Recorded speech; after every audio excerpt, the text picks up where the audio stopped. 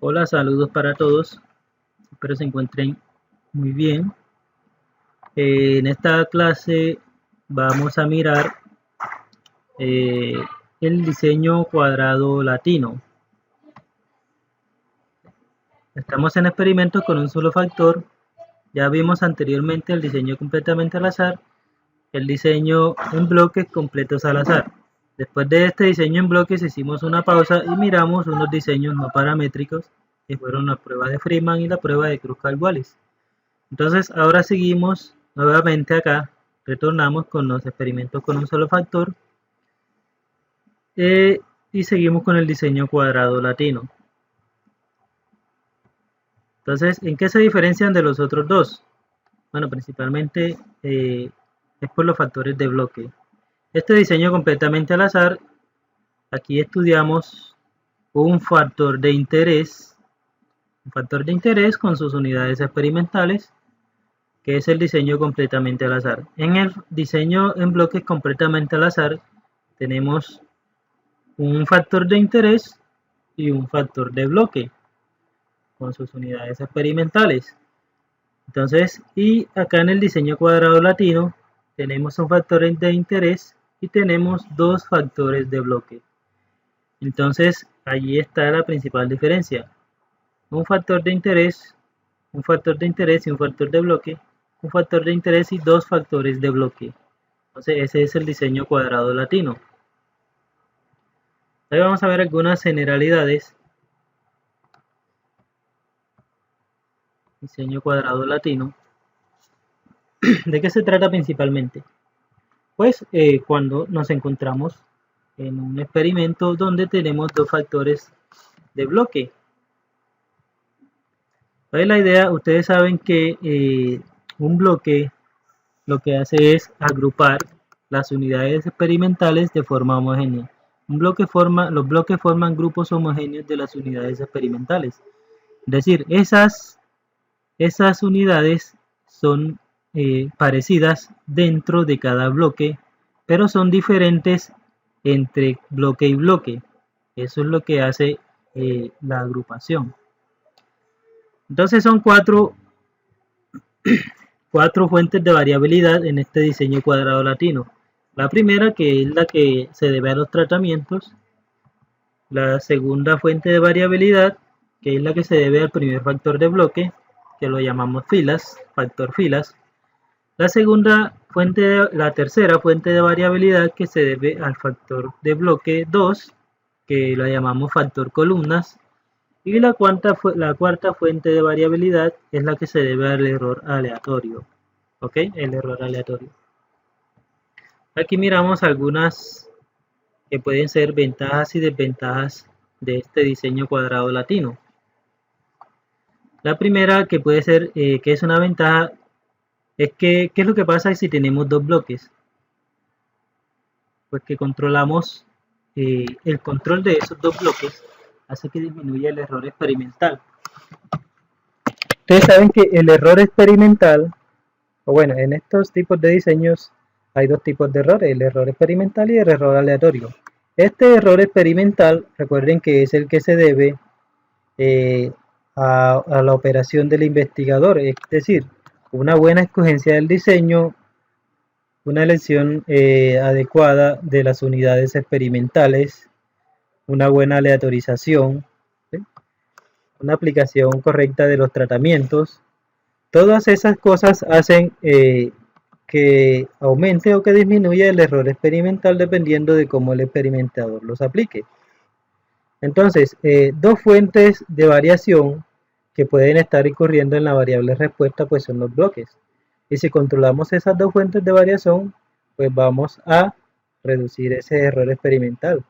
¿Qué pasa si ustedes están haciendo un experimento y resulta que tienen ese factor de bloque allí que le está afectando a la variable respuesta y ustedes no lo controlan? Pues ahí va a aumentar mucho este error experimental y por ende el error o la varianza del experimento también tiende a aumentar.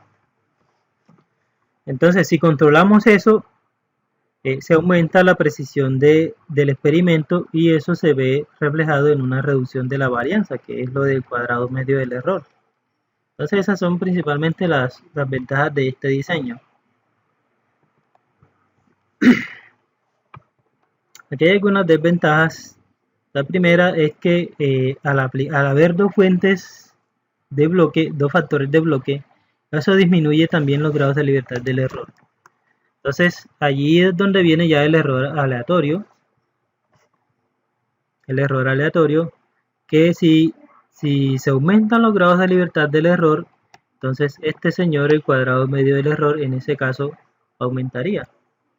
Aumentaría porque recuerden que el cuadrado medio del error se calcula dividiendo la suma de cuadrados del error entre los grados de libertad del error. Y si estos grados de libertad del error son pequeños, pues entonces ese cuadrado medio va a aumentar.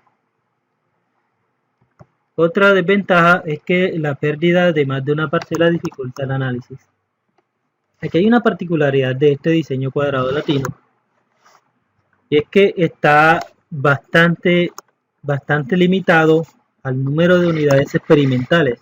Básicamente este diseño obliga al experimentador a usar un número determinado de unidades experimentales.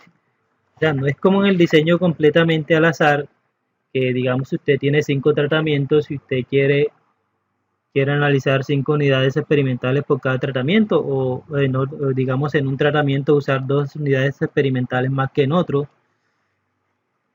En este diseño no se puede hacer eso, ¿ok?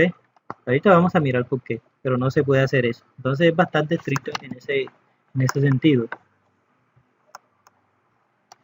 El número de unidades experimentales requeridas se incrementa si aumenta el número de tratamientos. Esto es, bueno, también es relacionado con lo que les decía aquí, que esto ahorita también se los voy a aclarar.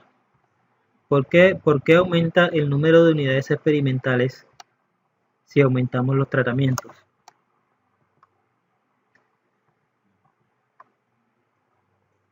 Miren, aquí vamos a mirar la aleatorización del diseño cuadrado latino.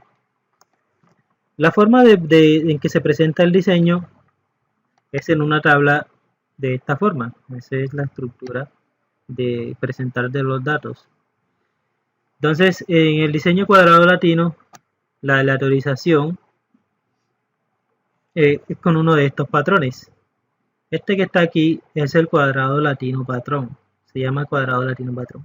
Miren que están las filas, fila 1, fila 2, fila 3, fila 4, fila 5. Y columna 1, columna 2, columna 3, columna 4 y columna 5. La idea de este diseño es que no debe haber letras repetidas en las filas ni tampoco en las columnas. En este caso, estas letras representan los tratamientos. Tratamiento A, tratamiento B, tratamiento C, tratamiento D y tratamiento E. ¿Ok? Entonces, ¿qué pasa con este diseño cuadrado latino? ¿Por qué se llama cuadrado? Se llama cuadrado porque debe tener exactamente el mismo número de filas y el mismo número de columnas. Ese es un punto, yo diría que es un punto débil de este diseño. Recuerden, las filas representan el número de niveles del bloque, del factor de bloque de las filas. Y las columnas representan el número de niveles del factor del bloque que está en las columnas. Y las letras representan el número de niveles de los tratamientos. Entonces noten algo, hay exactamente el mismo número de niveles en las filas, mismo número de niveles en las columnas, mismo número de niveles en el factor de tratamientos. Es decir, este diseño exige que los 3 factores tengan la misma cantidad de niveles. Entonces, por eso es que no es muy aplicado. Es que imagínense ustedes el caso, si ustedes están haciendo una investigación, están aplicando un tratamiento que tiene 5 niveles, entonces resulta que se encuentran unos factores de bloque que pueden estar afectando su variable respuesta. Pues es muy poco probable que casualmente esos 2 factores tengan la misma cantidad de niveles, y aún menos casual pues que tengan la misma cantidad de niveles que los tratamientos que ustedes van a utilizar. Entonces por eso ese diseño es muy poco aplicado. ¿ok? La aleatorización consiste en lo siguiente. Aquí hay 5 filas y 5 columnas. Entonces la idea es aleatorizar estas 5 columnas y estas 5 filas de manera que quede el cuadrado latino completamente aleatorizado. Pero de todas maneras, mientras no se repita ninguna letra en las filas, mientras no se repita ninguna letra en las columnas, este diseño se considera que está aleatorizado. ¿Ve? Entonces allí no va a haber ningún problema. Entonces, por ejemplo, aquí se aleatorizaron primero las columnas. Se seleccionaron las columnas de manera aleatoria. Entonces, primero se salió la columna 3, después la 5, después la 2, después la 1 y después la columna 4. Esta es una selección aleatoria. Igual después se hicieron con las filas. Entonces, primero se seleccionó la fila 5, después la 1, después la 2, después la 4 y después la 3. De cualquier manera que ustedes aleatoricen aquí, allí no debe quedar ninguna letra repetida ni en fila ni en columna. ¿Ok? Entonces, ya visto estas generalidades, el modelo para el diseño cuadrado latino es este que está aquí. YIJK, mu, que es la media general común a todos los tratamientos, alfa I, que es el efecto del bloque de las filas, alfa J, que es el efecto, beta J, que es el efecto de los bloques de las columnas, y tau K, que es el efecto del tratamiento Késimo. Y este es el error aleatorio que ya conocemos que está inherente allí en todos esos modelos. Aquí se explican cada uno de esos componentes. ¿Por qué esto está aquí en paréntesis? Eso está aquí en paréntesis porque esos tratamientos en particular no se aplican a todas las combinaciones que hay aquí. Por ejemplo, la fila 1 con la columna 1, es decir, primer nivel del bloque 1, del bloque fila con el primer nivel del bloque columna, allí se midió el tratamiento A y no se mide ningún otro tratamiento. Es decir, aquí no existe, por ejemplo, la observación Y112, no existe. Existe solamente la observación Y111, que es el tratamiento 1. Porque en ese solamente se aplicó el tratamiento 1. Es decir, recuerden que I cuenta el bloque de las filas, J cuenta el bloque de las columnas y K cuenta el tratamiento. Si I vale 1, se refiere a la fila 1. Si J vale 1, se refiere a la columna 1. Entonces, ya aquí el valor de K va a depender de qué tratamiento se aplicó en esa fila y en esa columna. Si es fila 1, columna 1, por ejemplo, aquí se aplicó el tratamiento A, es decir, tratamiento 1. Por lo tanto, aquí este K tomaría el valor de 1. Entonces, K en ese caso no puede tomar, digamos, el valor de 2, porque en esa casilla solamente se aplicó el tratamiento 1. ¿Ok? Por eso es que va encerrado en esos paréntesis.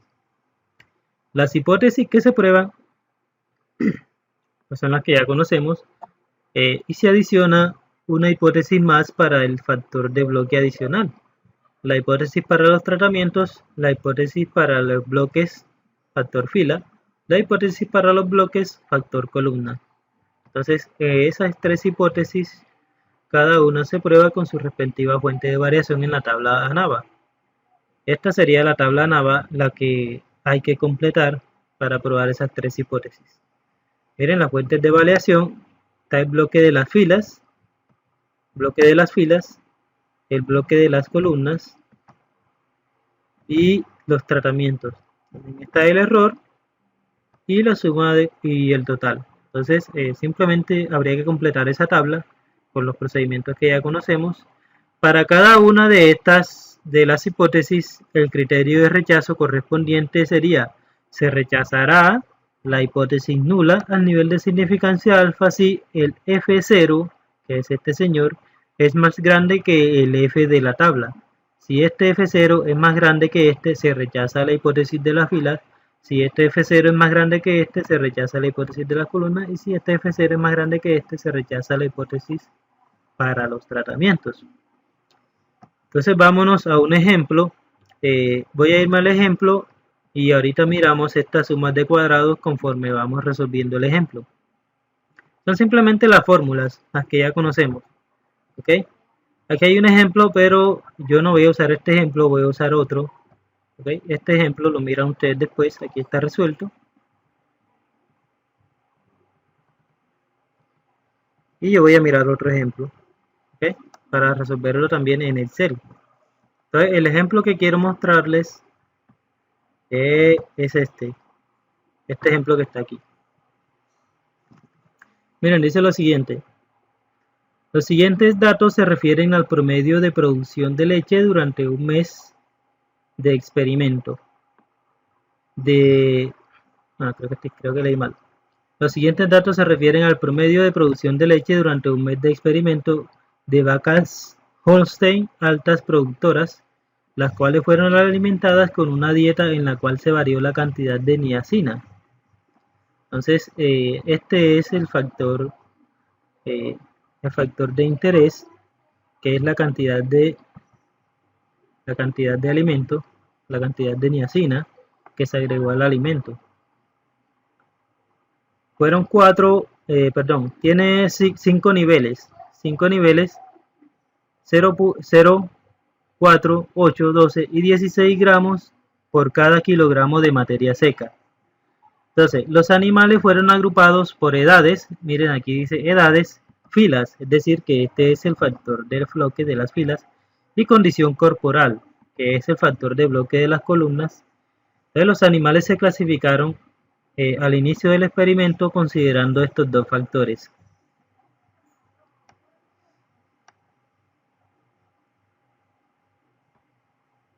La cual fue evaluada en una escala de 1 a 10. O sea, la condición corporal fue evaluada en una escala de 1 a 10.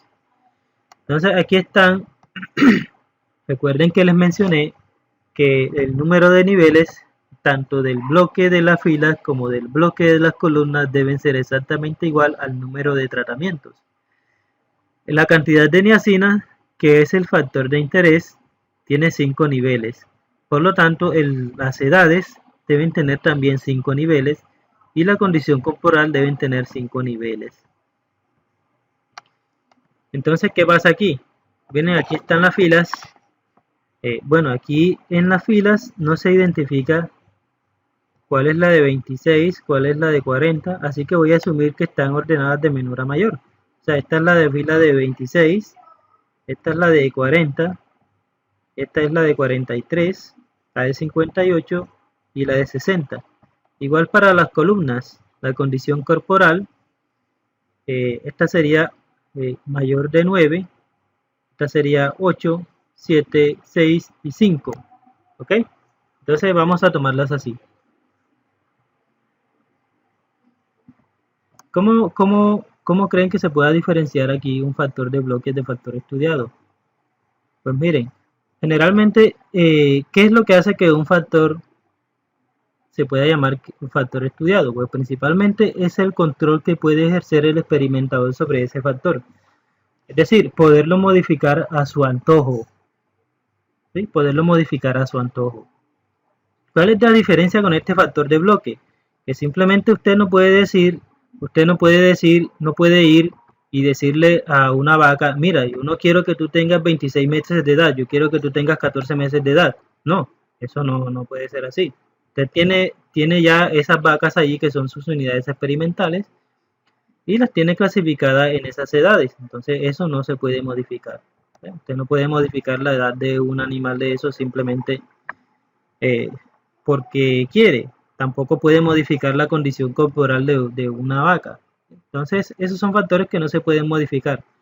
A veces lo que se puede hacer es, digamos, escoger algunas formas o algunos niveles en los que puede estar. Por ejemplo, en agronomía se usan mucho los diseños experimentales. Entonces digamos que en un cultivo se esté aplicando algún suplemento, algún abono a un cultivo, varios tipos de abono. Supongamos que el nivel de riego es un factor que puede influir en el crecimiento de la planta, ¿cierto? Nivel de riego. Pero ese nivel de riego no es un factor de interés, entonces habría que considerarlo como un factor de bloqueo. Pero ese nivel de riego, usted puede escoger cuáles, cuáles niveles de riego considerar. Entonces, no es un factor que se pueda modificar a gusto, pero usted puede escoger, digamos, algunos niveles. Entonces, esa es la diferencia entre un factor de bloque y un factor de control, o sea, un factor de interés. Los tratamientos, aquí tenemos los 5 tratamientos que los identificamos con las letras A, B, C, D y E. ¿Ok? Y luego esta es la estructura del diseño, la estructura de cómo presentar los datos. Aquí dice, realice el análisis de varianza incluyendo prueba de Tukey, si fuese necesario, indique sus conclusiones claramente. Bueno, ya eso, esa prueba de Tukey, tengo pensado hacerlo, pero ya en otros videos. Con este mismo ejercicio, vamos a ver si aplicamos las pruebas de comparación y las pruebas de supuestos del modelo, de una vez para que les queden allí de refuerzo. Entonces vamos a resolver esto. Miren lo que les mencionaba sobre la cantidad de unidades experimentales. En este diseño tenemos 5 niveles por bloque, 5 niveles por columna. 5 por 5 da 25. Es decir, usted aquí el diseño lo obliga a tener 25 unidades experimentales. 25 unidades experimentales. Entonces, no que yo quiero analizar 26, quiero aumentar una unidad experimental. No, no se puede. La estructura del diseño no se lo permite.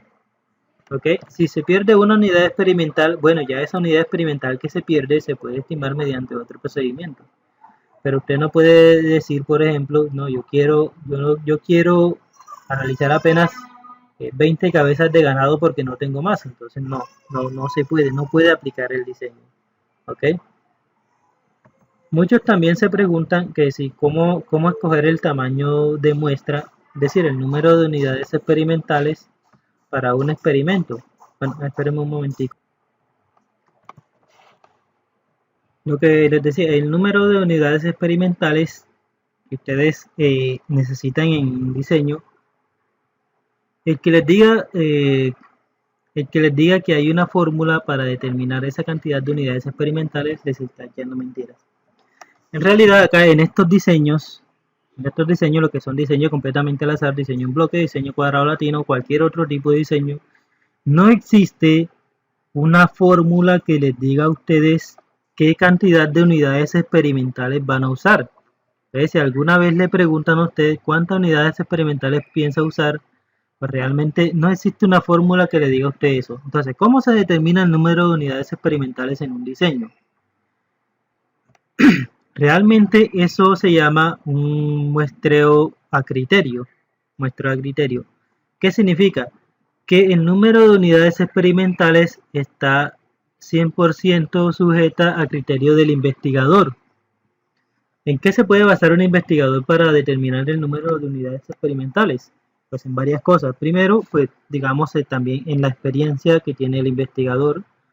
O el investigador, si no tiene experiencia, puede consultar con alguien, con otro investigador que sí tenga experiencia en el tema y le pueda dar una idea de cuántas unidades experimentales se pueda usar. También puede estar sujeto, digamos, a la facilidad que hay de conseguir esas unidades experimentales. Pues no en todos los experimentos usted tiene la facilidad de acceder a una unidad experimental. A veces es muy difícil de conseguir. Si digamos, usted puede máximo conseguir 10 unidades experimentales o 2 unidades experimentales, tiene que trabajar con eso y acomodarse a eso y buscar un diseño que le sirva. También puede estar sujeto, digamos, a los recursos que se tienen.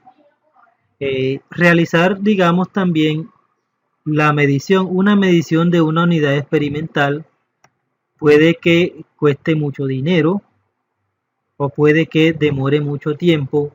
Entonces hay que considerar todos esos factores que pueden influir en cuántas unidades experimentales pueda tomar. En este caso del diseño cuadrado latino, pues, ¿qué está obligando a tomar esas 25 unidades experimentales? ¿Qué está obligando a tomar estas 25 unidades experimentales? Pues simplemente la estructura del diseño. ¿Okay? Esta estructura aquí, tener 5 niveles de factor fila, 5 niveles del factor columna, está obligando a tomar 25 unidades experimentales. Entonces no puede tomar más ni puede tomar menos porque simplemente no podría aplicar el diseño. Entonces, cuando necesite calcular un tamaño de muestra para un número de unidades experimentales, pues simplemente recuerde eso es a criterio del investigador. No existe una fórmula que le diga a usted cuántas unidades experimentales puede usar. Entonces, eso es bastante importante y debe quedarles claro. Entonces vamos a resolver este ejemplo. Voy a pasar acá a Excel. Ya yo tengo esos datos aquí. ¿Okay?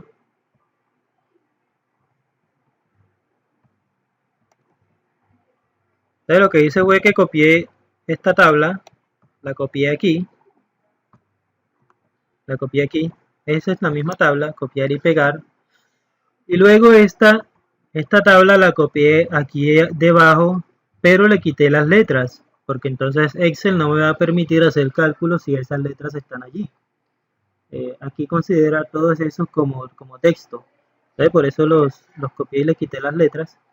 Entonces aquí lo que hay que tener cuidado es saber identificar o tener cuidado al identificar cuáles son los que corresponden a cada tratamiento. Por ejemplo, el A, este es del tratamiento A, este es el tratamiento A, tratamiento A, tratamiento A, y este es el tratamiento A. Entonces voy a colorearlos aquí, digamos de color verde. Esos verdes son el tratamiento A. Entonces vamos a resolver, a calcular la tabla ANAVA para ese diseño. Entonces ahora sí vámonos a las fórmulas que tenemos aquí. Para calcular esta tabla ANAVA necesitamos, es un procedimiento parecido al diseño completamente aleatorizado por bloques que vimos anteriormente, nada más que ahora necesitamos calcular también los totales del otro bloque, totales por fila, totales por columna. Estos y punto punto son los totales por fila, ojo. Estos y punto j punto son los totales por columna y estos y punto punto k son los totales por tratamiento. Entonces primero que todo debemos calcular estos totales por fila, por columna y por tratamiento, y el total general que es el y punto punto punto. Ok, entonces vámonos acá para Excel. Aquí estas son las filas, entonces voy a colocar aquí y punto punto, y punto punto, y estas son las columnas. Entonces aquí me van a quedar los totales de columna, por lo tanto voy a colocar aquí y punto j punto para indicar que son los totales de columna. Ok, entonces voy a colocar aquí igual suma, voy a sumar entonces por fila, esa es la suma de esa fila, y voy a arrastrar aquí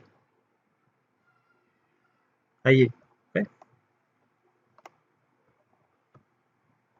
Estos son los y punto punto, es decir, los totales por fila. Total de la fila 1, total de la fila 2, total de la fila 3, total de la fila 4 y total de la fila 5. Ahora hacemos el mismo procedimiento para las columnas. Igual suma y seleccionamos los 5 valores de las columnas. De la primera columna y arrastramos hasta aquí. Voy a llevarlo hasta acá y este valor que aparece aquí es el total general, es la suma de todos estos valores, de todos estos de aquí. Este es el total general, ¿ok? Le voy a poner estos también rojitos. Ahí, entonces este que está aquí es el y punto punto punto. Ahí están. Aquí están totales por fila, totales por columna, total general. Nos faltan los totales por tratamiento. Y voy a colocar aquí esos totales.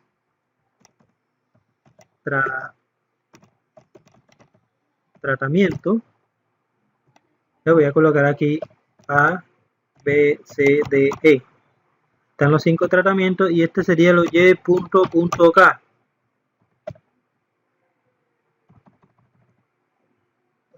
Y punto punto K. ¿Sí? Allí. Y ahora sí vamos a calcular los totales por tratamiento. Entonces aquí es donde deben tener cuidado. Cuidado de no confundir las casillas donde vienen los tratamientos. Por ejemplo, para el total del tratamiento A, debo sumar todos los que tienen la A, todos los valores que tienen la A. Pero entonces no puedo seleccionarlo acá porque la letra me va a mandar error. Por ejemplo, si lo doy aquí más este otro, allí me va a mandar un error porque tienen las letras y Excel está considerando que esos son caracteres y no son números. Entonces toca hacerlo con los de aquí abajo, por eso le puse el color.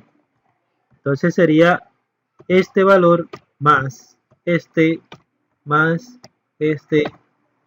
930 más 549. Ahí sumé todos los del tratamiento A. Entonces este es el Y punto punto 1. O sea, como es el primer tratamiento, sería el Y punto punto 1. ¿Okay? Sería ese valor. Este de aquí sería el Y punto punto 2. Así, Y punto punto 1, Y punto punto 2, Y punto punto 3, 4 y 5. Este de aquí, por ejemplo, sería el Y punto 1 punto. Y así lo llevamos hasta acá.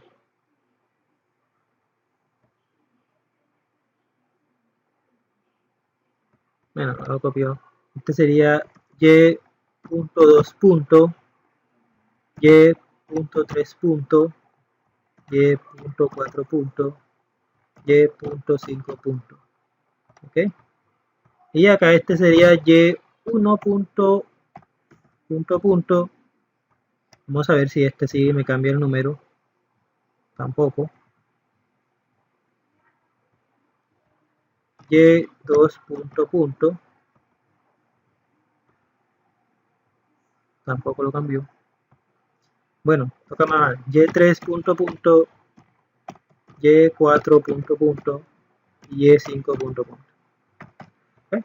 Esto quiere decir que es el total de la fila 5. Este, por ejemplo, el total de la columna 4. Y este, por ejemplo, el total del tratamiento 3. Entonces vamos a sumar ahora el tratamiento B. ¿Dónde están los del tratamiento B? Voy a colocarles colores también para no confundirme. Sería este 730, 860. Voy a ir viendo arriba y abajo. 610 y 920. Vamos a colocarle ese color. Esos son los del tratamiento B. ¿Ok? Tratamiento B. Voy a verificar. Me parece que sí. Entonces, listo, calculamos total de B.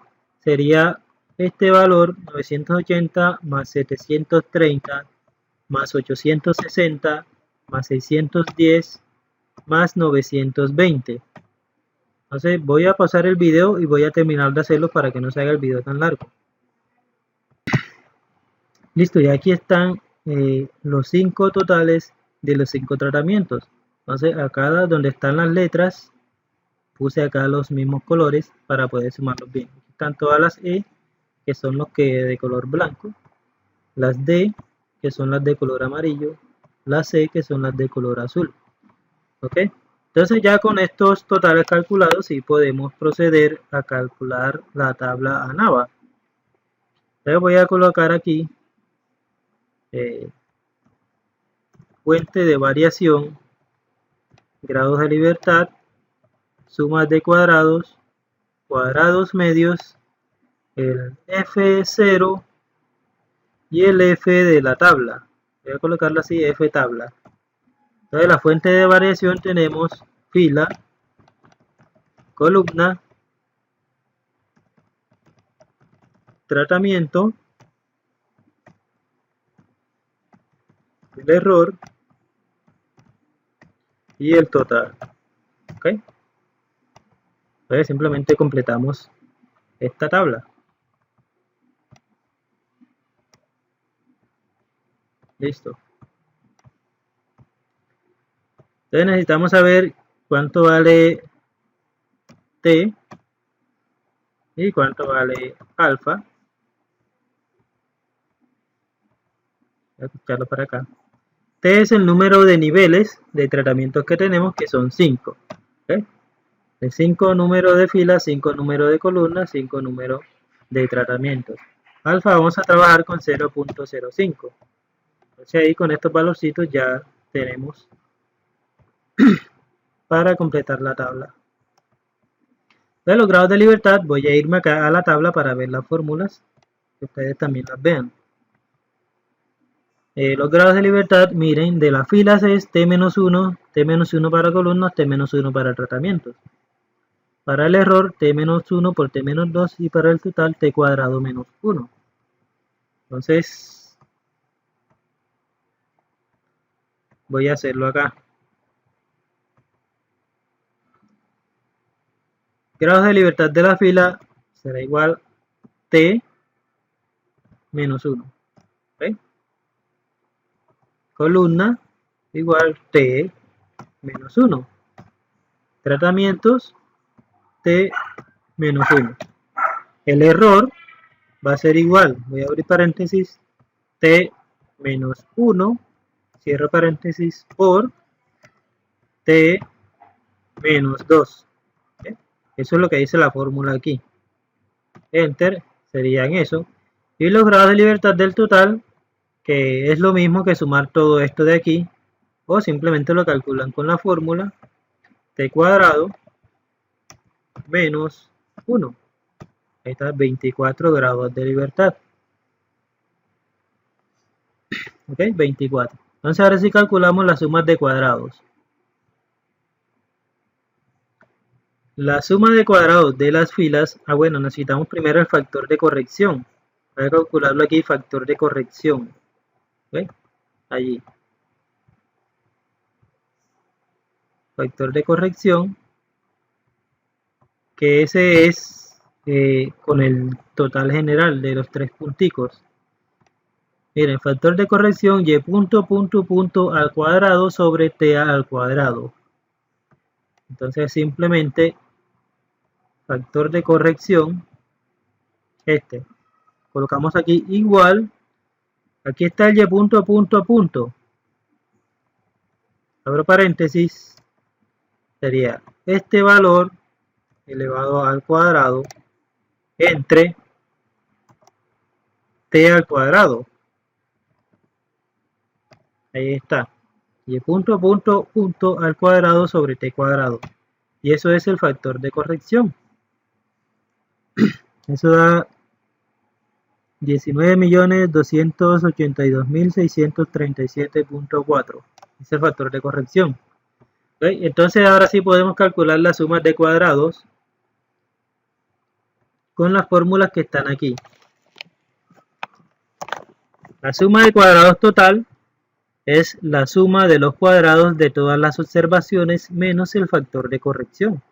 Y aquí están las observaciones, las elevamos todas al cuadrado y le restamos el factor de corrección. Entonces me voy para acá, voy aquí donde dice suma de cuadrados total y le coloco igual, aquí vamos a usar la función suma.cuadrados, suma.cuadrados, esta que está aquí, miren acá, suma.cuadrados de los datos, de todos esos datos. Ojo, van a seleccionar los totales. Ojo, van a seleccionar los totales. Son simplemente los datos originales. Suma de cuadrados de esos datos menos el factor de corrección. Y ahí está la suma de cuadrados total, señor. Esta es la suma de cuadrados total. Vamos por la suma de cuadrados de las filas. ¿Qué dice la fórmula? La suma de cuadrados de las filas son los totales de las filas al cuadrado sobre t. Totales de las filas al cuadrado sobre t menos el factor de corrección. Este t puede salir acá afuera como 1 sobre t. O sea, podemos calcular, porque el t no depende del subíndice del contador i, puede sacarse acá 1 sobre t, sumatoria de los cuadrados de esos totales. O sea, lo calculamos de esta forma. Ojo que son los totales de las filas. Totales de las filas. Entonces, suma de cuadrados de las filas va a ser igual. Coloco aquí 1 sobre t.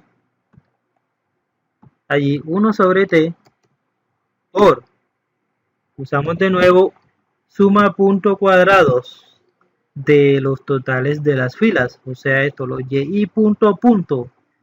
Miren que aquí está y punto punto. Son esos los que vamos a usar para la suma de cuadrados de las filas. Y eso le restamos el factor de corrección. ¿Ok?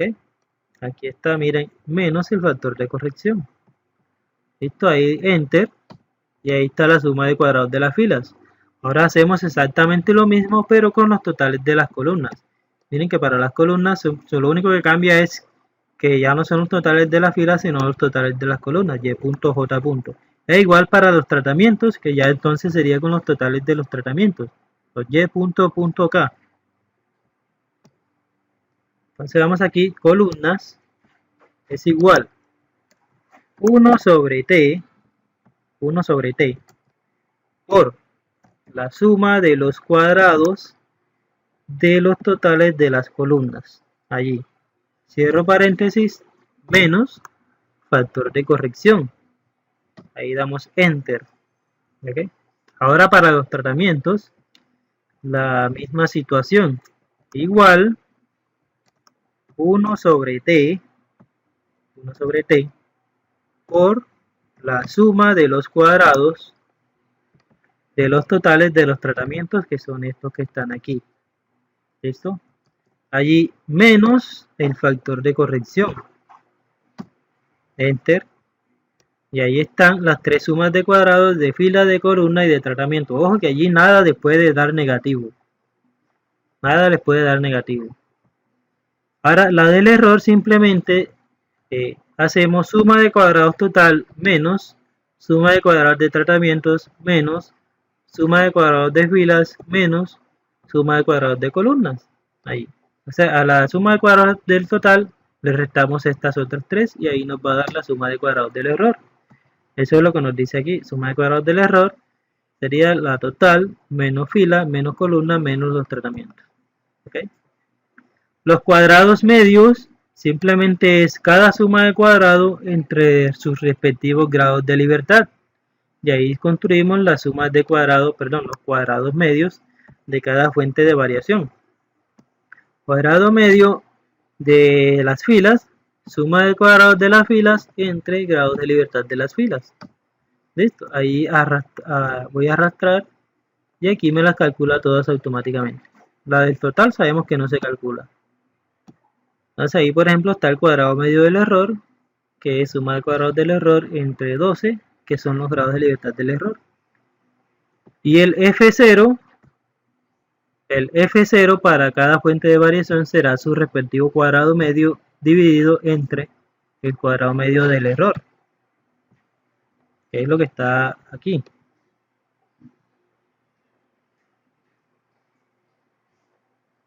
Bueno, no están los F0, pero sabemos que son así. ¿Ok? El F0 se calcula dividiendo, por ejemplo, para las filas sería cuadrado medio de las filas entre cuadrado medio del error. ¿Ok? Para las columnas sería cuadrado medio de las columnas entre cuadrado medio del error. Y para los tratamientos, cuadrado medio de tratamientos entre cuadrado medio del error. Listo. Y ahora el valor de la tabla lo calculamos con prueba Fisher inversa, esta que está aquí. Prueba F inversa. Escriben así, prueba, y les sale esta prueba F inversa. Le dan un doble clic. Y aquí les pide Bueno, creo que no es esta. Déjenme, yo miro a ver cuál es. A mí se me olvidan las cosas.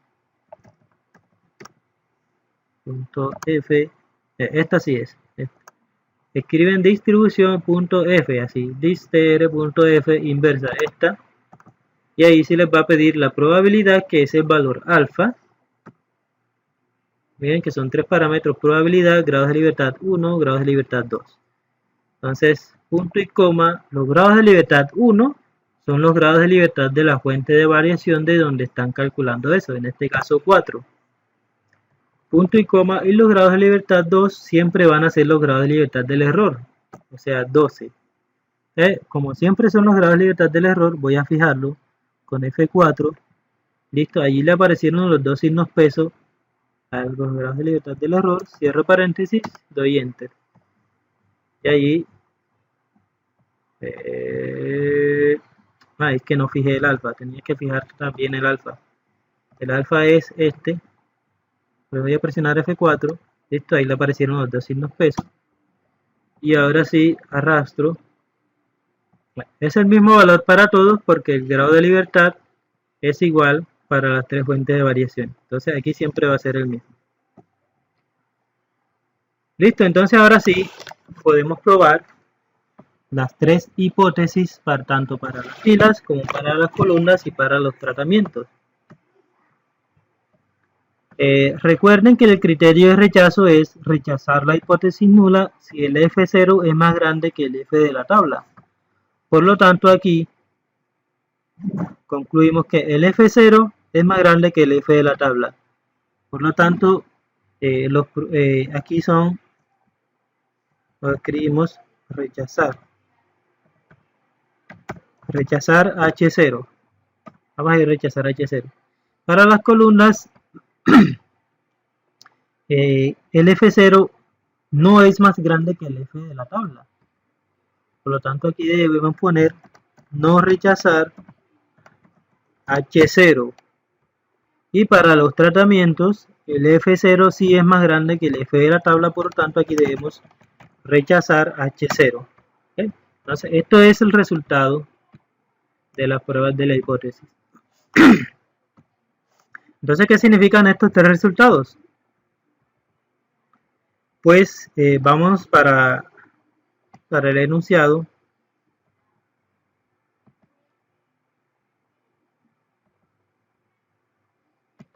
Para las filas, el de las filas, que es la edad, voy a leer de nuevo.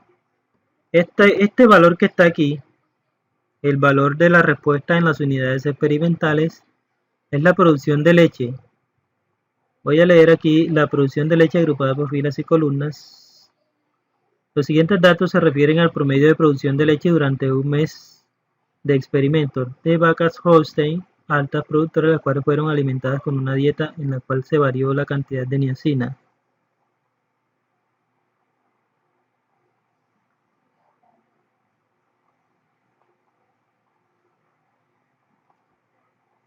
Yo miro una aquí. Listo.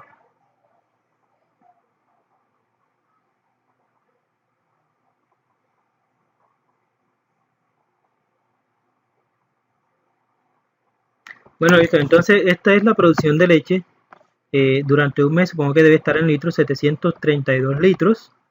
Por ejemplo, 854 litros dio esta vaca en un mes. 641 litros. Y así sucesivamente es la cantidad de litros de leche que dio cada vaca durante un mes. 25 unidades experimentales. Entonces, en las filas tenemos las edades. Y acá en las filas dice rechazar H0. Recuerden que la hipótesis nula es que los promedios, la hipótesis nula es que los promedios por fila son iguales, y la hipótesis alternativa es que los promedios por fila son diferentes. U otra forma de decirlo es que el efecto de los niveles de cada fila es 0 contra la alternativa de que por lo menos una de esas filas tiene un efecto diferente de 0. Uno de los niveles el factor fila tiene efecto diferente de 0. ¿Qué quiere decir? Que la producción promedio de leche tiene un efecto significativo dependiendo de la edad del ganado. Es decir, aquí rechazamos H0, es decir, que se rechaza esta hipótesis y se debe considerar esta como cierta, lo que significa que la edad del ganado sí influye significativamente en la producción de leche. ¿Ok? Para las filas, bueno, por lo tanto, como la edad influye, significa que es importante considerar esa edad como un factor. Para experimentos posteriores, es muy importante que se considere la edad del ganado. Lo que no pasa, por ejemplo, con la condición corporal. Miren que en la condición corporal no se rechaza la hipótesis nula. ¿Qué quiere decir? Que la condición corporal no tiene un efecto significativo en la producción de leche. Es decir, se debe considerar esta hipótesis como cierta, que el efecto es 0. El efecto de cada columna es 0. Es decir, para un próximo experimento se puede considerar simplemente, o sea, no un diseño cuadrado latino, sino simplemente un diseño en bloques, considerando las edades como bloques y los tratamientos, estos normalmente que se vienen trabajando. Ya no se consideraría entonces la condición corporal, pues porque no tiene un efecto significativo sobre la producción de leche. ¿Ok? Y para los tratamientos, acá nos dice que se rechaza la hipótesis nula. La hipótesis nula es que el efecto de todos los tratamientos es iguales contra la alternativa de que por lo menos alguno de esos tratamientos tiene un efecto significativo sobre la producción promedio de leche. Entonces los 5 tratamientos son A, B, C, D y E, que son la cantidad de niacina que se aplica al alimento. Entonces, al encontrar diferencias significativas, significa que la producción promedio de leche sí se ve afectada por la cantidad de niacina que se le aplica al alimento. Ahora viene la pregunta, ¿cuál es la variación de cantidad de niacina que genera una mayor producción promedio de leche? Entonces ya sabemos que hay un tratamiento que son mejor que otros, hay unos que son mejores que otros. Entonces, ¿cuál es el mejor? Y ahí es donde viene la segunda parte que está aquí, que es lo de la prueba de Tukey, que habríamos de mirar ahí entonces cuál es el mejor tratamiento. ¿Ok? Pero entonces ya eso lo miramos en otra clase porque después se hace muy extenso el video. ¿Ok? Entonces ese es el diseño cuadrado latino. Espero que les haya quedado claro. Si tienen dudas, vuelvan a ver el video o pregúntenme cualquier duda al WhatsApp que yo les responderé. ¿Ok? Entonces, en las próximas clases lo que vamos a ver es lo que falta de aquí del diseño cuadrado latino, que son estimación de parcelas perdidas, otros temas de eficiencia relativa con respecto a los otros dos diseños, el diseño completamente al azar y el diseño en bloques. Y listo, miramos después, seguimos con el ejemplo de las pruebas de Tukey y los supuestos de los errores del modelo. ¿Ok? Entonces nos vemos y vayan estudiando.